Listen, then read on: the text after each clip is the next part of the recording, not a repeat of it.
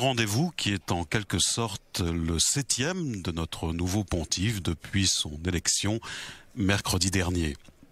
En effet, vous avez sans doute suivi sur notre antenne hier matin la messe d'installation. Je vous le disais, l'audience du nouveau souverain pontife aux différents délégués fraternels, c'est-à-dire les représentants des autres églises chrétiennes ainsi qu'aux délégations des autres religions. En effet, comme nous avons pu le constater hier lors de la messe d'inauguration du pontificat du pape François, de nombreuses personnalités, dont le patriarche de Constantinople, Bartholomée Ier.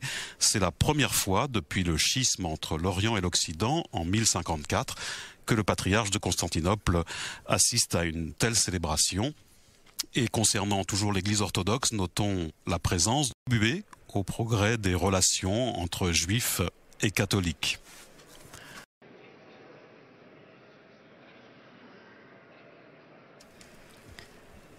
Avant ce rendez-vous dans la salle Clémentine, cette audience est bien.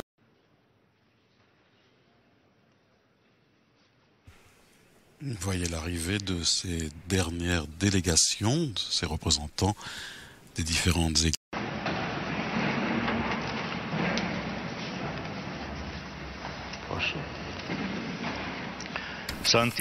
Sainteté,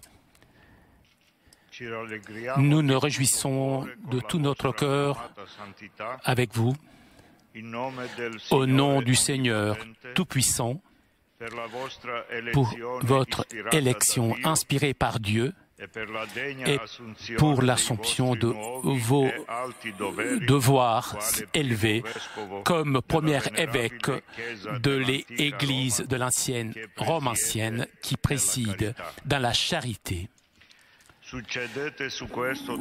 Vous succédez à votre prédécesseur Benoît XVI, homme mythe, qui s'est distingué pour sa connaissance théologique et pour sa charité, qui, avec un esprit courageux, a donné ses démissions de son ministère pour des raisons de santé et de fatigue. La tâche et les responsabilités qui vous attendent sont énormes devant Dieu et devant les hommes. L'unité de l'Église, des églises chrétiennes constitue la première et la plus importante de nos inquiétudes et c'est sûrement l'une des choses les plus importantes afin que notre témoignage chrétien puisse être crédible aux yeux de nos proches et de ceux qui sont éloignés de nous.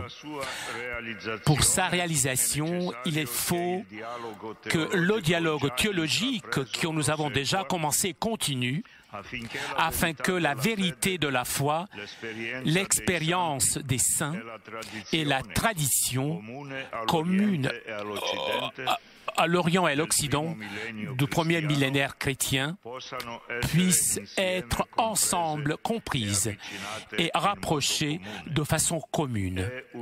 C'est un dialogue qu'il faut continuer dans la charité et dans la vérité, dans un esprit d'humilité et avec les armes de la vérité.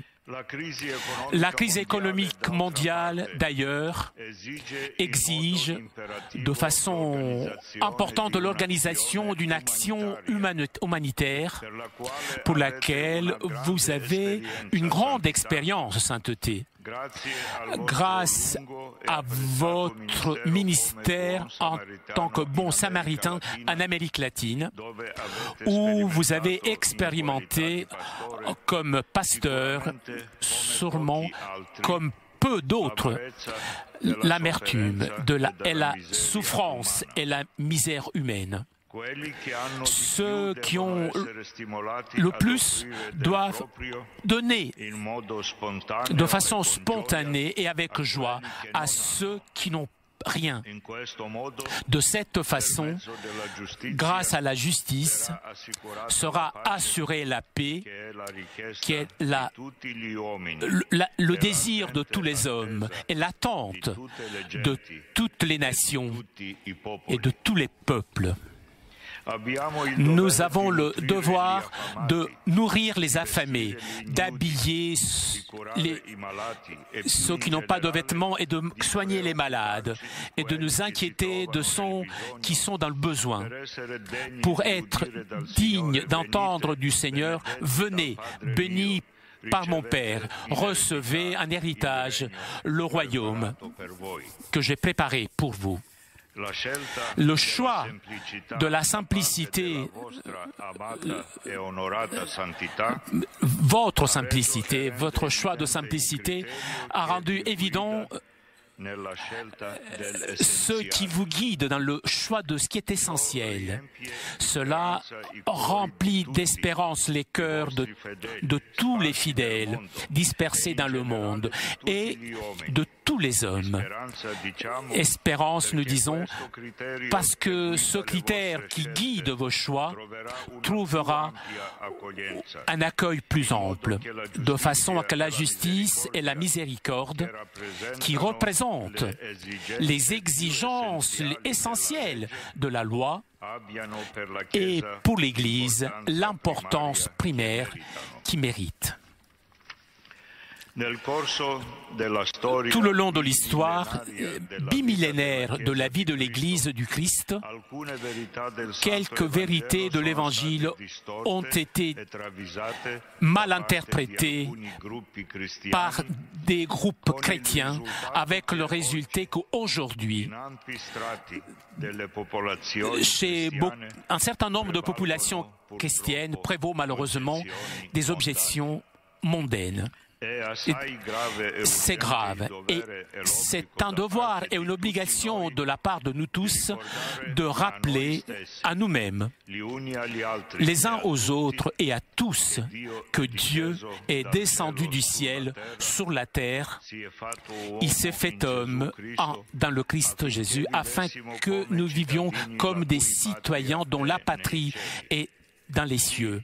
Oui, vraiment, le Seigneur est Dieu et s'est manifesté à nous.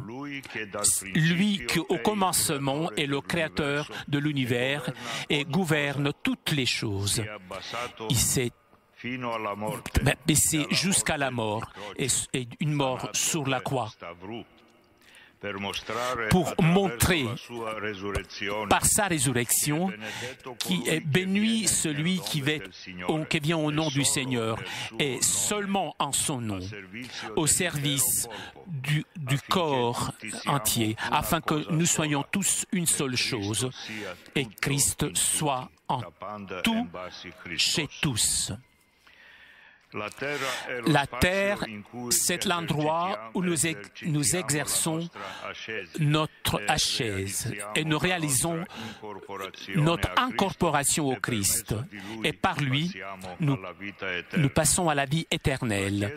l'Église bénit la vie éternelle terrestre, mais ne place pas en elle la fin ultime de sa mission. Nous le savons et nous le confessons, nous le professons. Et c'est pour cela que nous, pasteurs et fidèles, nous parcourons le chemin de la vérité en travaillant en vue des réalités célestes, en passant par les réalités terrestres. Nous sommes certains, personnellement et en tant que patriarcat œcuménique et en tant qu'Église orthodoxe du Christ diffusée dans la terre, que votre sainteté vénérable et aimée dans le Seigneur, qui maintenant vous commencerez avec les meilleurs vœux votre ministère historique en tant qu'évêque de Rome et que vous montrerez un intérêt particulier en collaboration avec tous les hommes qui ont la capacité et la volonté de le faire, de corriger les tendances mondaines de façon à que l'homme puisse revenir à sa beauté du début, la beauté de la charité.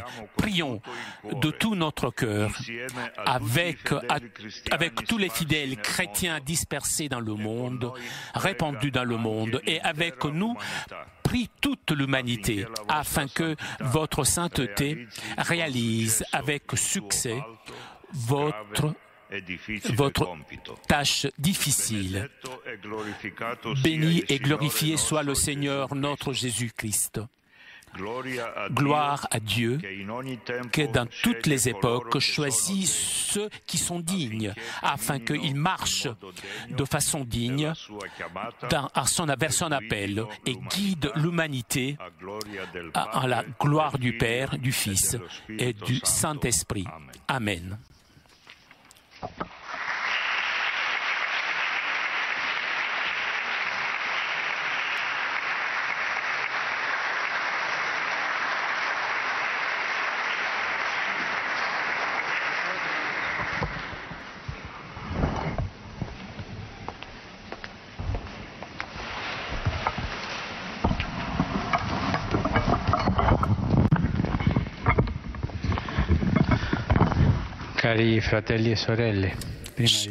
Tout d'abord, je remercie de tout cœur ce que mon frère André nous a dit. Merci beaucoup. Merci.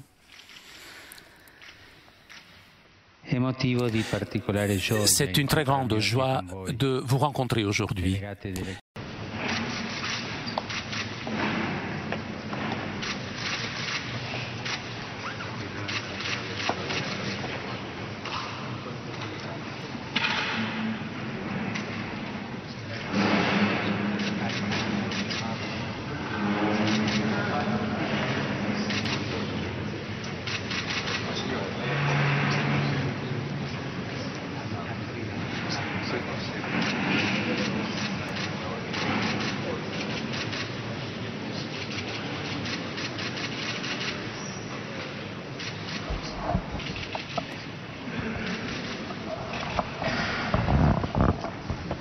Le Saint-Père François qui salue à présent chacun personnellement.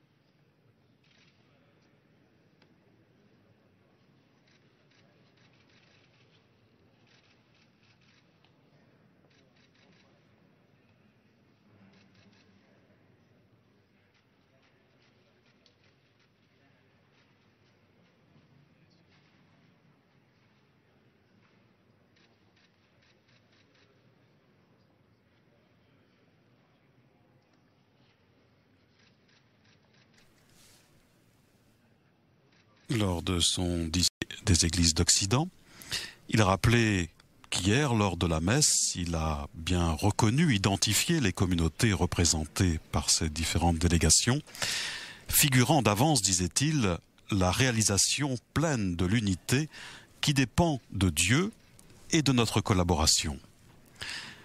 Le Saint-Père François a ensuite évoqué l'année de la foi